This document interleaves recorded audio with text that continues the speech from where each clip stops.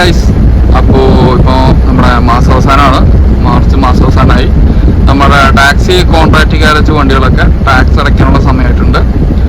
അപ്പോൾ നിലവിൽ ഇപ്പോൾ സൈഡിൽ കുറച്ച് കംപ്ലൈൻറ്റ്സ് കാര്യങ്ങളുണ്ട്. നിലവിൽ ആരും ഇപ്പം തന്നെ ചാടി കയറി ടാക്സ് കാര്യങ്ങളൊന്നും അടയ്ക്കാതിരിക്കുക.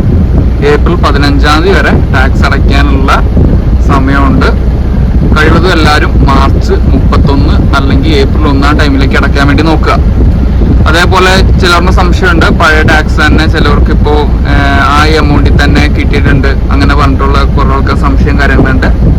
അത് എന്താണെന്ന് വെച്ചാൽ നമ്മുടെ മാർച്ച് 24 അങ്ങനെ വെച്ചാൽ 25 മുമ്പ് വരെ അടിച്ചവർക്ക് പഴയ ടാക്സിലാണ് കയറിയിട്ടുള്ളൂ.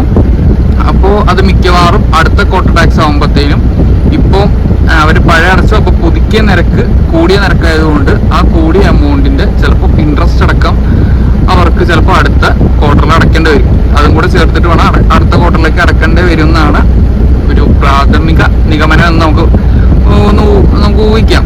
കാരണം ഇതേപോലെ നമുക്ക് പണ്ട് ഷെയർ നികുതി എന്ന് പറഞ്ഞ സംഭവം ഉണ്ടായിരുന്നു. ഇടയ്ക്ക് ടാക്സ് അടയ്ക്കേണ്ട സമയത്ത് അത് നമുക്ക് ഒഴിവാക്കി തന്നായിരുന്നു. പിന്നെ അതെല്ലാം കൂടെ ഇപ്പോൾ കഴിഞ്ഞ ഡിസംബർ കഴിഞ്ഞ് ജനുവരി ടാക്സ് അടയ്ക്കേണ്ട സമയത്ത് എല്ലാം കൂടെ കൊണ്ടുവന്നു ഒറ്റയടിക്ക് നമ്മളെല്ലാം അടയ്ക്കേണ്ടി വന്നു. ആ അടയ്ക്കേണ്ട സാഹചര്യത്തിൽ ഇങ്ങനെ ആയിരുന്നു. നമ്മൾ ഇത്ര നാൾ അടയ്ക്കാത്തതിൻ്റെ ഇൻട്രസ്റ്റ് അടക്കം ആയിരുന്നു നമ്മൾ അടച്ചത്.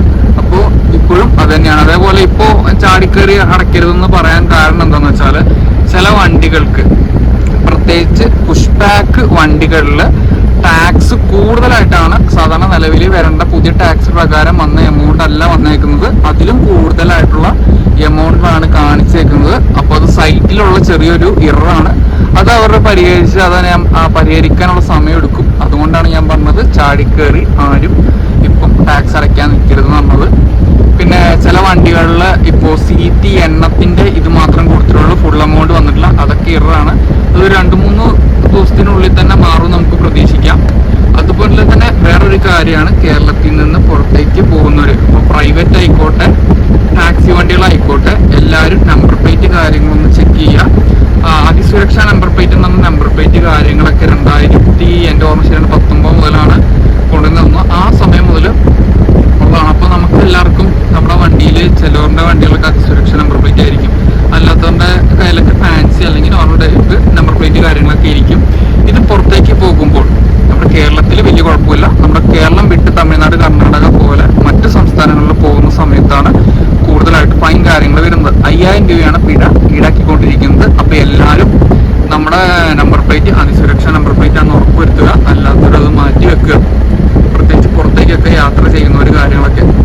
അതുപോലെ തന്നെ നമ്മുടെ ടാക്സിൻ്റെ കാര്യം പറഞ്ഞപ്പോഴാണ് നമ്മുടെ AITP, നമ്മുടെ ഓൾ ഇന്ത്യൻ പെർമിറ്റ് എന്നൊക്കെ പറയുന്നത്, നമ്മുടെ AITP പെർമിറ്റിൻ്റെ കാര്യങ്ങളും കൂടെ പറയുന്നതിനകത്ത് 23 സീറ്റിന് താഴെ പെർമിറ്റുള്ള വണ്ടിയാണ്. 23 സീറ്റ് പെർമിറ്റിന് താഴെ 22-23 സീറ്റ് പെർമിറ്റ് വരെയുള്ള വണ്ടികൾക്ക് നിലവിൽ വാർഷിക അടച്ച് ഒരു വർഷത്തിൽ 80,000 രൂപയാണ് tax AITP all Indian tourist പെർമിറ്റിൽ വരുന്നത്.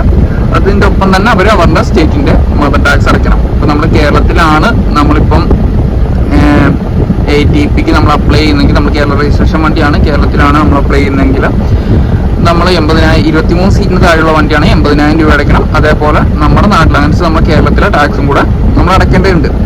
അതേപോലെ നമ്മുടെ 49 സീറ്റ് വണ്ടികളാണെങ്കിൽ ഒരു കൊല്ലത്തേക്ക് 3 ലക്ഷം രൂപയാണ് AITP ചാർജ് ആയിട്ട് ഫീസായിട്ട് അടയ്ക്കേണ്ടത്. AITP പെർമിറ്റ് ആയിട്ട് നമ്മൾ അടയ്ക്കേണ്ടത്. അതേപോലെ നമ്മുടെ ഇപ്പോൾ കേരളത്തിലാണ് നമ്മുടെ AITP നമ്മൾ ചെയ്യുന്നതെങ്കിൽ, കേരള വണ്ടിയാണെങ്കിൽ നമ്മൾ കേരളത്തിലെ ടാക്സും കൂടെ അടയ്ക്കണം. ഇക്കാര്യങ്ങളെക്കുറിച്ചുള്ള നിങ്ങളുടെ അഭിപ്രായം കാര്യങ്ങളൊക്കെ നമ്മുടെ കമന്റ് ബോക്സിൽ രേഖപ്പെടുത്താവുന്നതാണ്. അപ്പോൾ അടുത്ത വീഡിയോ കാണുമ്പോൾ ബൈ.